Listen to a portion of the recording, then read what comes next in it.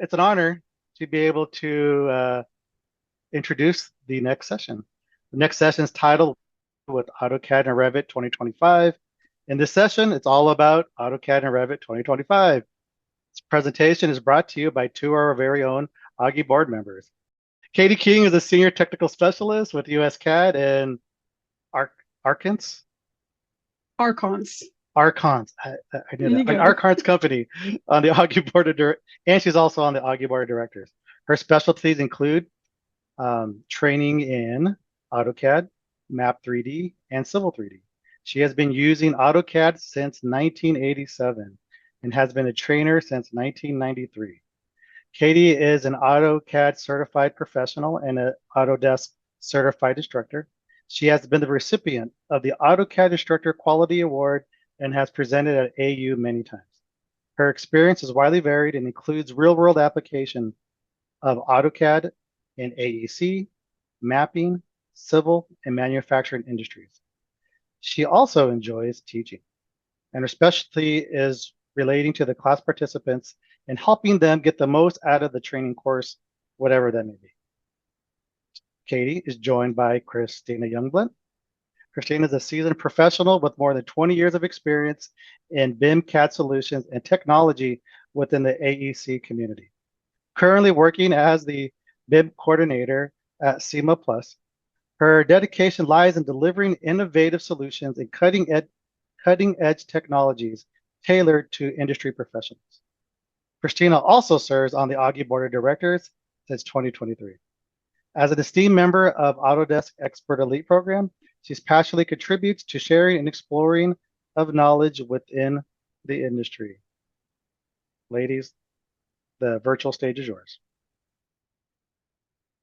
All right. Thank you, Eric. And we are going to start with AutoCAD 2025 today, and then I'll pass it over to Kristina. I will be taking Q&A as I go so that Kristina can have her own Q&A. So I will pause briefly for questions after each kind of subtopic. We are going to jump right in because we don't have a ton of time. These are what I'm going to talk about today. Primarily, we are going to talk about some new block tools, a brand new block convert command that I am in love with. We've been looking for this for a long time. Block replace was introduced in the last version, but there's some new changes to that, and you may not have even seen it, so we'll take a look at that. The new ArcGIS base maps, and we will get into this. That one's going to be a fun one. And some new hatch tools, boundary option and path option. And I'm going to jump straight into my AutoCAD presentation. If anybody who knows me, they know that I just like to jump straight into AutoCAD. I'm not a big fan of a bunch of PowerPoint slides. And kudos to those who can pull it off, but I just get boring if I'm in PowerPoint. So, all right. This is AutoCAD 2025. It doesn't really look that much different than anything we've had before, but I always like to start off with this just to prove that they didn't change it. There we go. We are still in the 2018 file format. I always have to show that. It's just something I can't get away from. I love that. Next thing I want to show you is that block convert tool. And I'm going to keep this just really simple. I'm in a drawing here, and I have these little tennis courts, and I want to turn those into a block. And all I'm going to do is just type in the command. I'm going to type in bconvert. That is the name of the command that they've added. And I'm going to select the objects that I want to convert to a block. And I just want to get these guys here. And I'm going to hit enter. And I'm going to tell you, first of all, that this does use AI technology. And notice that right now it only picked up about half of those. I'm just going to hit enter or escape and then come back in and run this again because I want you to see how it can behave differently depending on where you're zoomed to. Let me see if I can get it to behave right here. Let's see, I'll pick up, we'll try this one more time. And if it doesn't go this time, then I will just accept my fate and move on. I'm going to go ahead and hit enter. And I've been able to get that to work like every other time, but we'll just go on. I'm going to tell it that I want to convert this to a new block. And by the way, how do you know that this is AI technology that Autodesk is using? this gray style dialog box is always AI technology. So I'm going to say I want to create a new block. I'm going to call this just tennis court. Make sure I spell this correctly. I'm going to just use I'm not going to use the geometry center. I'm going to pick a point and I'm going to tell it I want the midpoint of that as the block. And I'm going to go ahead and click convert. And you can see it picked up one. It didn't get those. I knew it wasn't going to, but you can see it found those and picked this up. I took a landscape drawing from one of our clients that they were struggling with that was basically brought in from a different software and was completely exploded.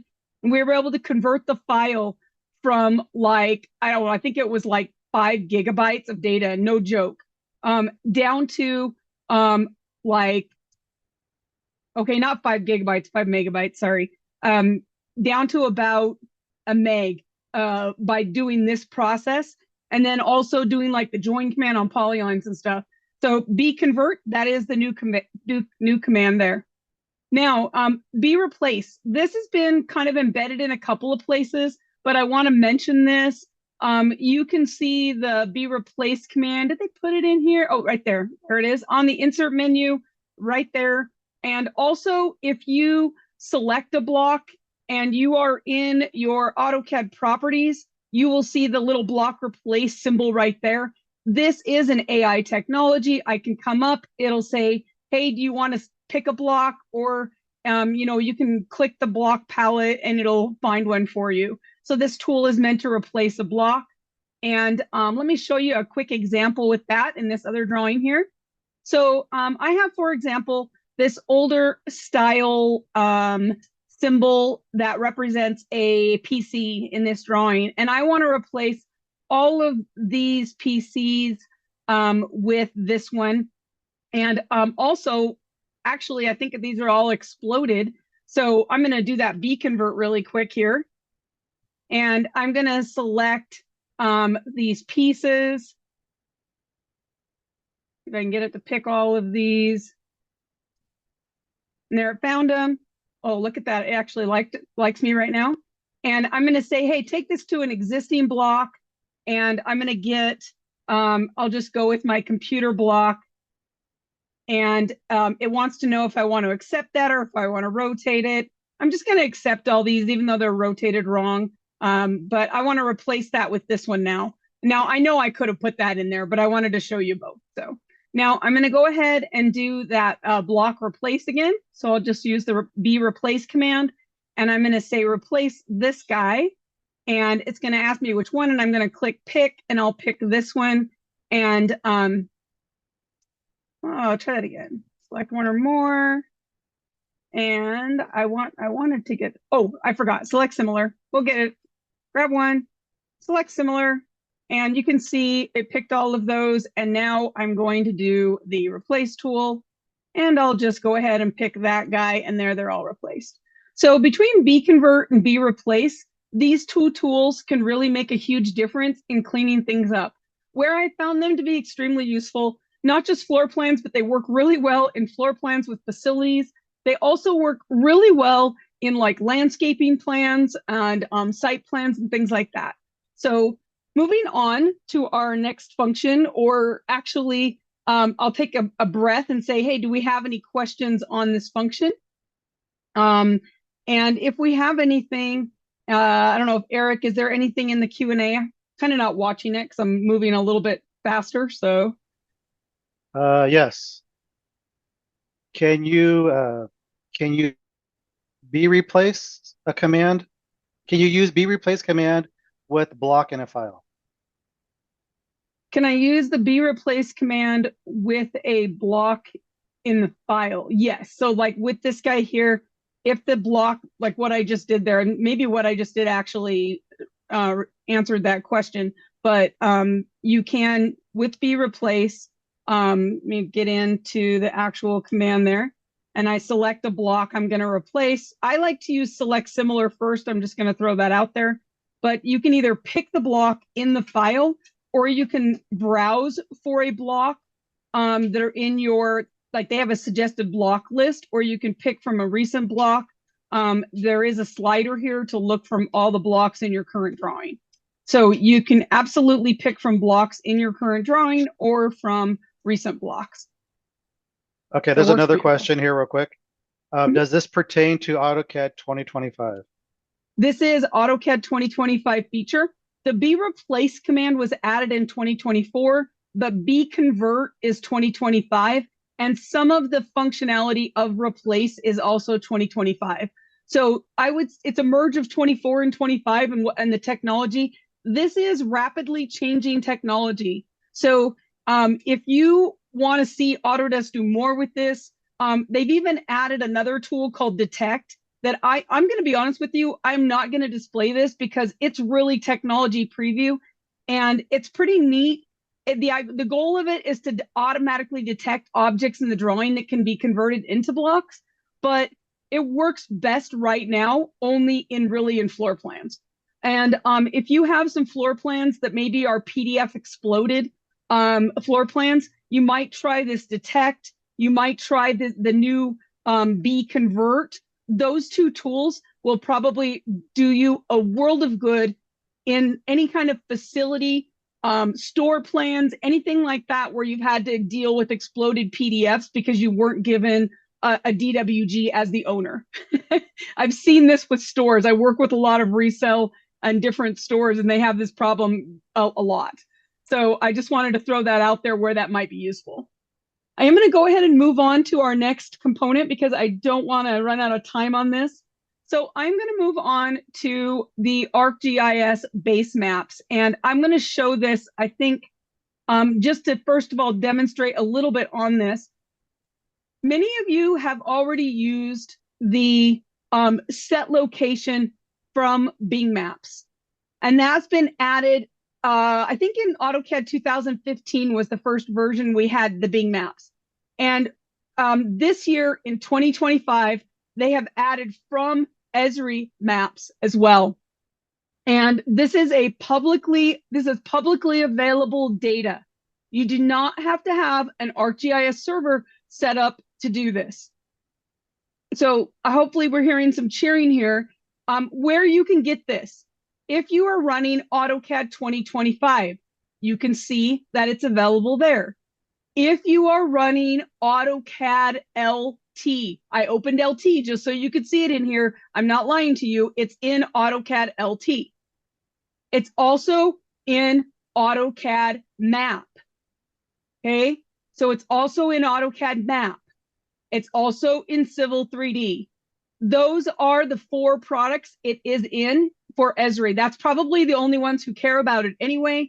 I assume if somebody else cares about it and they're using something different like AutoCAD architecture, they will let Autodesk know they want it in there. Right now, that's the 4 products that you have these new Esri tools in. Let me do a quick, brief demonstration of it. I'm going to throw it in just plain AutoCAD. First, I'm going to do a set location from Esri Maps. And I'm just going to type in an address. I have this one saved. This is my corporate headquarters in California. And I'm just going to go ahead and go to there. I'm going to drop a marker and I'm going to hit next. It's grabbing a coordinate system. I'm just going to pick the coordinate system, this coordinate system I want, and tell it I want to work in feet. Oh, I forgot to change the units in the drawing. Look at me. Units, AutoCAD. I want feet. I don't want inches. Okay. Let me just make it behave. I even had a note not to do that, and I still did it.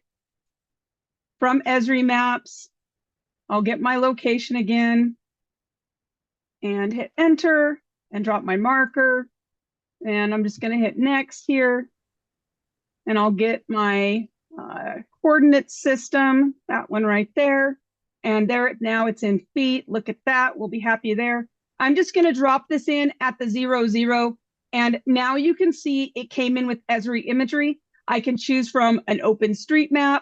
I can choose the Esri imagery is the first one I was in. I can do Esri Streets, Esri Light Gray, and Esri Dark Gray. And of course, the Bing options that were there.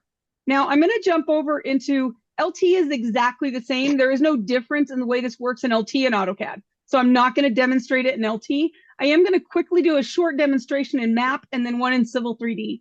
So in map, I want to demonstrate that this drawing does already have the coordinate system set. This is in Oregon, so it is already set in to the coordinate system. In the home tab, you can see right here under online maps. All I have to do is come here and tell it, hey, I want Esri imagery, and it's going to drop in my imagery behind my AutoCAD file. Now, real quick, just like the old Bing maps, okay, just like the prior Bing maps that we have, all you have to do if you want to print this thing is do the capture area and make a box around it, and then you can just turn off the actual map, and there's your capture. If you grab the capture, it has a ribbon tab.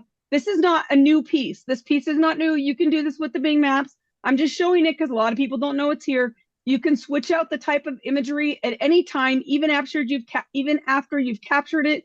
You can reload the imagery. You do need internet connection to do this, but it's pretty easy. You just have to have internet connection, and your company can't block you from doing that. Now, I'm going to quickly jump in to Civil 3D, and it's the same thing in Civil 3D, except in Civil 3D, it automatically has a geolocation tab that shows up. And on that geolocation tab, you're literally just going to go to the online map in there and do the exact same thing. I can turn that on, and it's going to show my Esri data. Questions on the Esri data? Yeah, we do. So are those Esri maps plottable? Yeah, absolutely. As long as you use the capture area that I just demonstrated, you can absolutely then come in, just turn that off. The capture will print. Absolutely.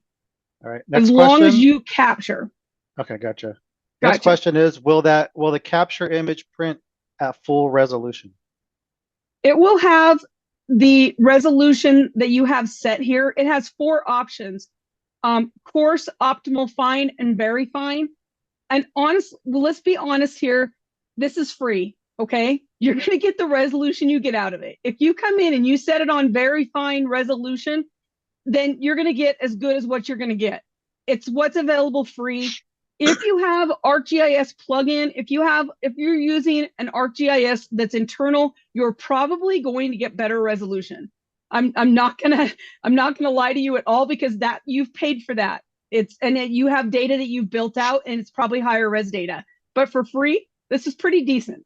Like you can see as I jump in here, this one is kind of set in, but as you jump in on like the live map, you'll see it'll upload it. I can tell it to reload the data at the higher level and see what I can get. Depends on the area you're in, obviously, what kind of data you get. Okay, one more question from Peter Cook. Can you adjust the fade of the Esri maps? Yep. Once you've grabbed it on the, once you've clipped it, you'll notice that if you're not in the clipped piece, there is no fade. But once you've captured the area and you select that capture, right? You grab the edge of the capture, you go to this map image ribbon tab, then you can come in and control the brightness, the contrast, and the fade. Nice. Thank you. All right. Awesome. I'm going to go ahead and move on to the last piece that I kind of want to show, or we'll see how much time I have. If I have a couple of extra minutes, I'll show a couple other little things. Let me switch back to just kind of core AutoCAD for this here. So let's say, for example, I want to demonstrate the hatch components next. So that's where I'm going to move to next. What is new in the hatch? Have we had anything new in hatch for years and years? No, not really. I like to show lots of unused tips and tricks in hatch, but I'm going to show you the new stuff. So most of you probably just type H for hatch. And before I do that, I'm going to go ahead and just pick a layer that I'm going to put the hatch on here. I don't know, maybe I'll just stick with, I don't think I have an actual hatch layer in this drawing created, but let me make sure I pick something that is not frozen or off, and it's maybe a different color. I'm just going to type H for hatch. Once you type H for hatch, you are used to doing either a pick points or a select boundary objects. Let me introduce a brand new feature, which is that we have the ability to now come in and specify like a start point. If I click on mode from this menu, I can choose area or path, and I'm going to pick path. Once I pick path, it's going to say specify start point. I can go pick 1, pick 2. Oh, no, I didn't want path. I wanted area. I lied. Well, I guess I should just show you path while I'm in here since I already did it. I guess I'll show you path. The way path works is it uses the current settings. So if I pick solid fill here and I'm drawing a path, it's going to do a solid fill along that path. What you end up with before anybody asks me this is a polyline boundary with a solid fill inside of it. It is not like a polyline with a width that remembers its center point. It is a polyline boundary with complete boundary with a solid fill in it. Let me do another one of those with the hatch command, H for hatch. I'm still in the path mode. I want to point out that it has an alignment option, meaning that I can tell it center, inside, or outside. So if I click outside, it's going to generate it based on the outside edge that I'm drawing. You can see that. And there's my hatch pattern inside of the path. I'm sure there are some of you who put hatch patterns inside of walls. They're going to be freaking excited about this. Okay? It's pretty nice. So simple, right? Like I love this. So that is the path option. I'm going to go back to hatch, H for hatch, and I'm going to change my mode to the area option. And I'm literally going to come in and just pick some point. Well, let me change my pattern first. I'm going to do an ANSI 31 pattern, and I don't have my annotative scale set right now. So I'm just going to come in and change the scale to like a 1:40. And then I'm going to just pick some points, and you can see it created me a nice, beautiful hatch pattern right there. There it is. If you come into AutoCAD and you tell it, hey, retain my boundaries, polyline, and you use this method, it will keep a polyline around it for you. So there you go, whichever one of those you want to use. And this is not a new function, by the way. If you haven't used that before, that's a sweet option. So how many of you actually use the pick points option when you're doing complex civil engineering hatch patterns or complex floor plan hatch patterns? Probably not very many people, because it can really slow down when you're trying to eyeball and pick that point. So when you're using the hatch command, this new option is absolutely fantastic. Also, I do want to point out, if you are going to use the pick points option, come in and click this use current viewport, pick this button right here, make a box around the area you're going to focus in. Okay, let me do it again. So if you're going to use pick points, let me click on that first. Use the box here to make a boundary to pick the objects. And that way, when you use pick points, it doesn't take 10 minutes to find a boundary. Okay, that's just a tip. That is not new. That's just a tip. Moving on. So the hatch command now has 2 new options. When you start the hatch command, if you've used pick point or select, you will need to come in and click the select objects option, or the draw option. Once you choose that draw option, you're going to use this mode option to choose between area and path. Once you set that option, if you're using the path option, you would use the alignment option to choose how you want it drawn. And you can use the width option. I didn't mention this, to set the width. So if I set the width to 10 and I pick let me change it to a solid fill again, and I pick points, now I'm getting a 10-foot wide swath instead of a 5-foot. Pretty cool stuff. So I know I'm getting out of time. I just want to real quickly ask if there's any questions on the hatching stuff. I know it's a little bit out there and we're short on time, but I just wanted everybody to see kind of some of the core features. So we do have a couple questions real quick. Can you create a hatch pattern along a path with arcs? Yes. In fact, if you start the hatch command and I'm already in the path option, I already have it set to width. If I pick a start point, you might notice that it's just like the polyline function. It has an arc option right there. It uses the exact same polyline arc options. So like, for example, here, let me just do one really quick along this curve here. So if I snap to this point here, and I'm just going to use my object snap, I'll say A for arc. And what I like to use is the second point option, and I just snap to the midpoint. And then I just come down and snap to the end point right there. Look at that. Isn't that beautiful? There it is. That's nice. Wow. Wow. Question. Okay, next question. Can you please explain more about using viewport? Viewport? I think they meant the viewport when you were doing your pick points and you use the box. So when you're using the boundaries and this current viewport, what you're going to do is by default, AutoCAD uses the entire screen or the current viewport. When you pick this button right here, it allows you to select what objects AutoCAD is going to look at. So you want to use this button. And then what it does is you have to be in the pick points option. So hatch, you have to click on pick points first, then click this button, then make a boundary of objects that you want to hatch with, and then you can hatch a lot quicker. It will save you a ton of time. So, but we need to move on to Kristina. I'm going to be in the community lounge after this session is done, after Kristina's done, and I will, or maybe I'll just go in now, but I'll go in the community lounge and answer any other questions. Hey, KaDe, are you able to just type an answer in for the ones that are in the Q&A? Yes, I'll do that now. Okay, cool. All right, Kristina. Awesome. Let me stop sharing. Yeah. Or Kristina, you can actually just share and take over, I think, but let me double check on that. No worries. I am. I can get my finding where it's hiding it. I'll just stop share. There you go. Now you should be able to share screen. All right. And I don't have any sound. Let me just move. Everybody can see my screen okay?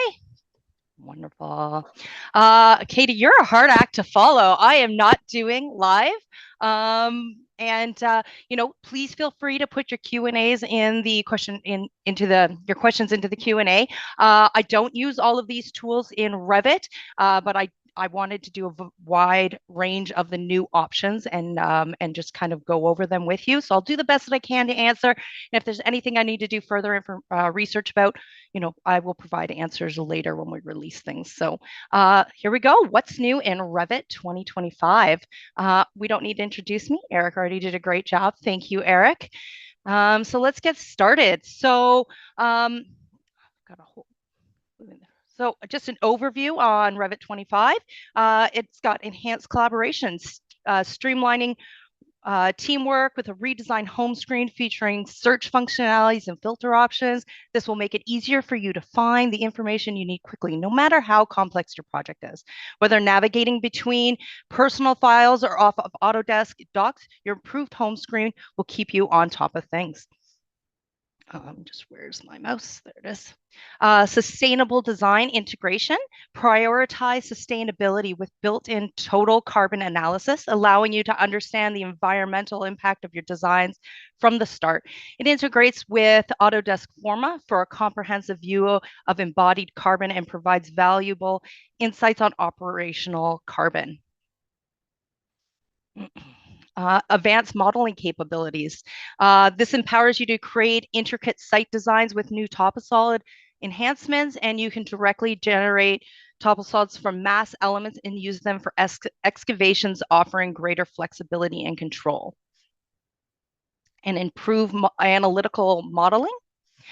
Gain a deeper insight into your designs with the introduction of analytical duct and pipe segments. This allows for better analysis of pressure drop and flow data, optimizing your MEP systems. For architecture, we have wall creation and modifications. You can design intricate facades, advanced array functionalities, and enhanced modeling tools. Streamline your workflow for a more efficient design process. This one's very exciting. For engineering, enhance MEP parameters, organize sheet collections into groups, set enhanced MEP parameter options, and empowering you to manage your document your engineering designs more efficiently.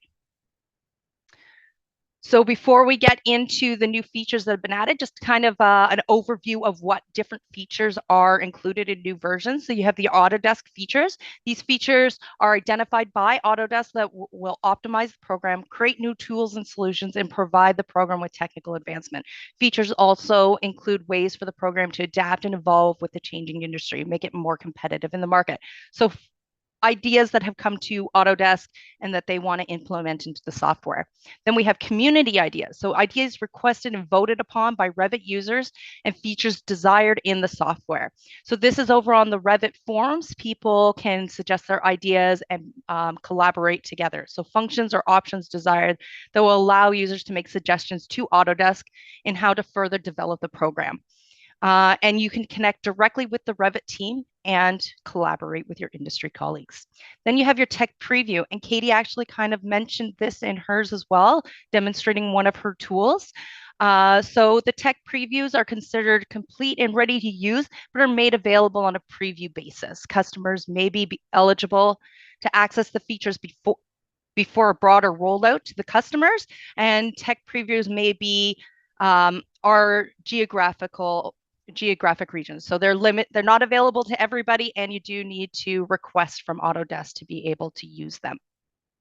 Like KaDe. Yeah. So some of the highlights. So these are the highlights that Autodesk has identified of their most exciting new features. So I'm not going over everything, but I'll kind of do just a general overview throughout this presentation. So the first one is the top of solid enhancements. This was a community idea, and actually a lot of their highlights came from users who use Revit and what they need to perform their jobs and design their best work. So they have been increasing the top of solid enhancements for the last few versions, and this last one, I'll get into it a little bit more later, but there's been some huge advancements in this 2025 version. This one I'm really happy about because I use ACC, and we're always looking for coordination changes. So coordination model changes. This is, sorry, just making sure I have my notes. The ability to review alterations between two versions of a link coordinated model from Autodesk docs and using the coordination model changes feature. So you can actually see new things that were added, things that were modified or moved or something like that, because you're doing a compare of two files, and then also things that were removed. So if all of a sudden something disappeared and you didn't know what happened to it, you could compare your versions and you can evaluate, was this supposed to be gone? Was it supposed to be added? It's been a very helpful tool. So I'm very excited for this one as well. This one I don't use, and it is a tech preview. So I look forward to hearing more about it as it evolves. So editing part type geometry in the fabrication data management parts editor. I apologize. I know nothing about this management tool, but based on the information that I've seen, it's quite extensive and you have a lot of options. So hopefully these new tools and features are going to make it easier for you guys to manipulate these parts and more accurately design your projects. This one, again, very excited about. Lots of things in Revit I'm excited about, to be honest. Your sheet collections. So for sheet collections, you can group any sheet in your model using the sheet collection feature. This lets you organize your sheets the way you want, and you can refer to these groups across Revit, like in views, schedules, families, and filters. Certain view types now have new parameters called sheet collections and referencing sheet collections, along with existing ones for sheets and views. When you're exporting or printing, you'll see each sheet collection listed separately. This makes it easier to choose exactly what sheets you want to plot. So if you have different bid packages or deliverables, whatever it is, you can create this all within your sheet collections and be able to manage and plot and process as you need. And another really excited one, this one's actually, I feel, is going to make a big impact on the platform as a whole. You're creating walls with auto join and lock. So when placing architectural walls, you can now quickly connect them to adjacent walls to speed up your modeling process. There are two options. We have auto join and lock. These are available only when using the architectural wall tool, not for structural walls or face walls. So keep that in mind. This option is not global, but it's a step in the right direction. And I think the fact that they're kind of highlighting that it's only for the architectural walls, we might see more advancements in the future. But there are some other limitations with this. You can't use these options for stacked walls or curtain walls. Kind of a bummer, but step in the right direction. If you choose pick faces while drawing a wall, auto join and lock will disappear. When upgrading to a new version of Revit, existing adjacent walls won't automatically join. So be aware.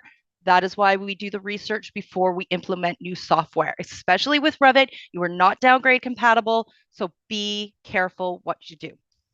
Another one, slanted walls can't be aligned with existing slanted walls or tapered walls using auto join and lock, but you can still use auto join.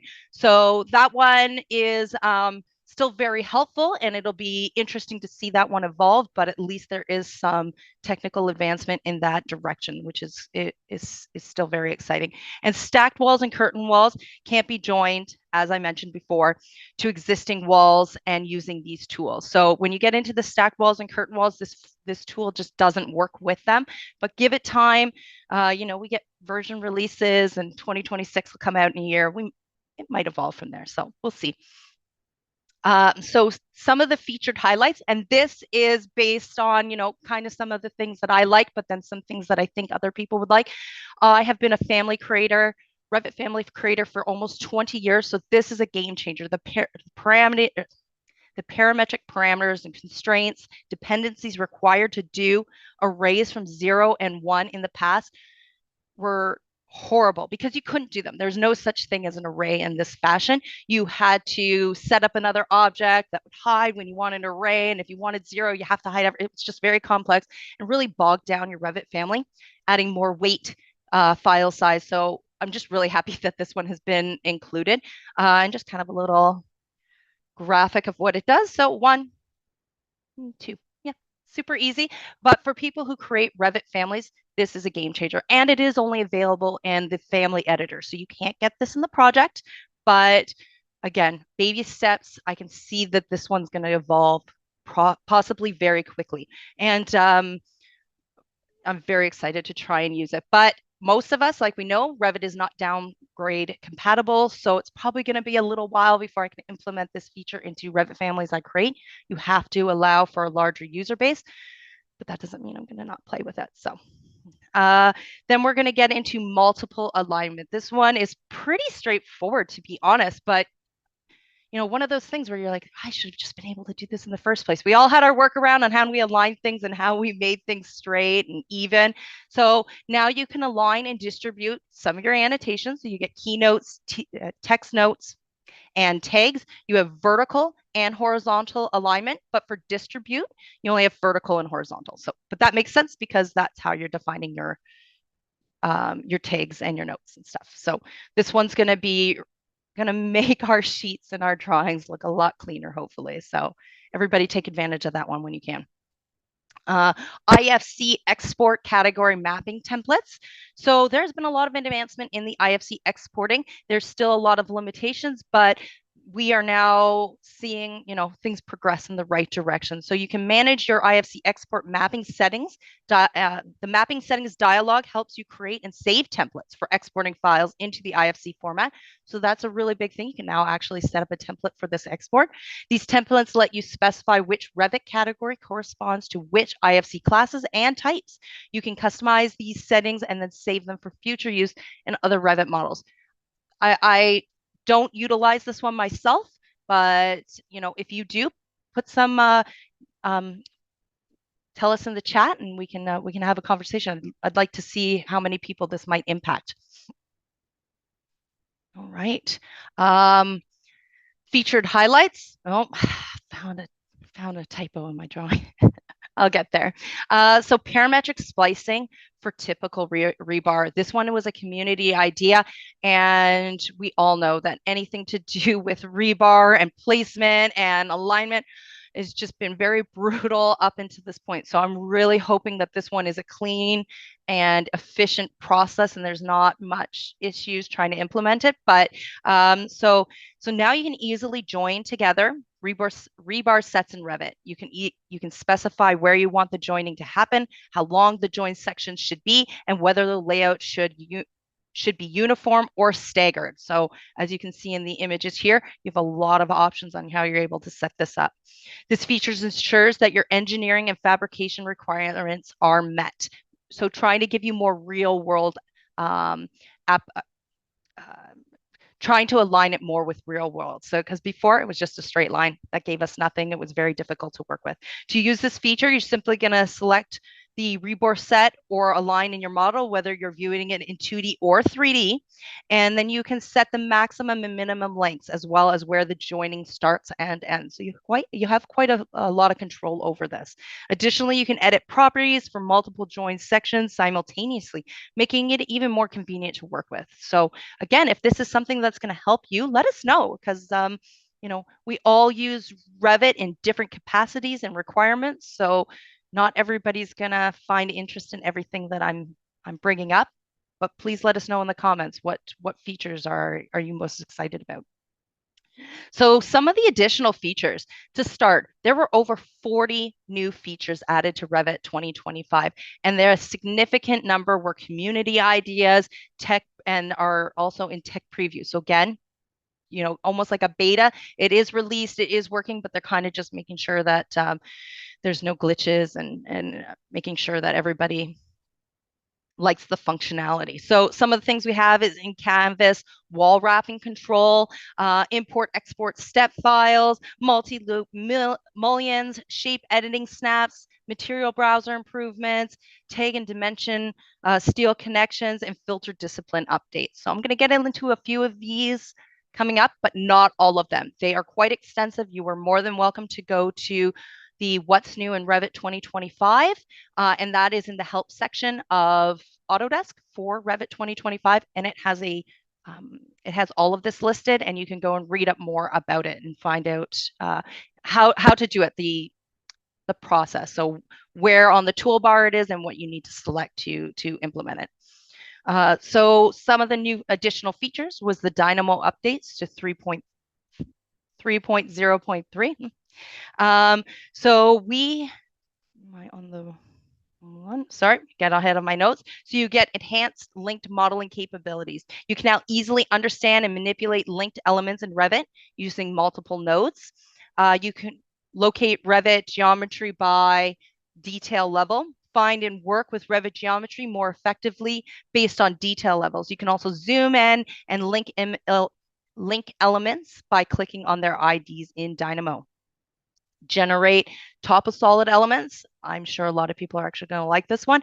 You can create those elements within Revit using dedicated nodes. So they've now created an entire section related to topple solids, and you don't have to find it by element and manipulate it. And I've seen people have a few workarounds around it, but now hopefully this should streamline your process. A new package manager. There's now a central place to find and manage packages within Dynamo. You can search for packages, see details about them, upload new ones, new versions, and manage installed packages and access your own. And there's more features than that. That's just kind of a bare review of the new package manager. There's a new node search by category. You can now search for nodes by specifying their category. So for example, searching for list R will show nodes from the list category related to R. So go and dig a little bit further into that. I know I'm not doing a great job explaining Dynamo. I'm very novice at it, but I know that these enhancements are definitely going to help streamline and make the process more efficient for you. It has improved watch nodes. So watch nodes now display multi-line text more clearly with visible scroll bars when needed and a resized handle for better readability. You can update Revit sample files. So the sample file in Dynamo now come with helpful descriptions to guide you and have been cleaned up to remove outdated elements. So a lot of the time you would have to go online, do some research and figure out how you needed to manipulate that document or that node. So now you have a little bit more support within the Dynamo app in Revit. So hopefully people find that very helpful. And we have some new nodes. The standard Dynamo library now includes gates and remembers nodes. The gate node controls the flow of data in your graph, while the remember node stores and retrieves data. So again, I'm very novice of Dynamo. I get the general understanding of this, but hopefully these additions are going to make running Dynamo in Revit a lot easier for those who use it. What else? The new Revit home. This is a tech preview. So again, it's not something everybody has yet, but hopefully no issues or glitches, and we can see this one go live soon. So the updated homepage in Revit gives you more options to view, organize, and find your models and versions.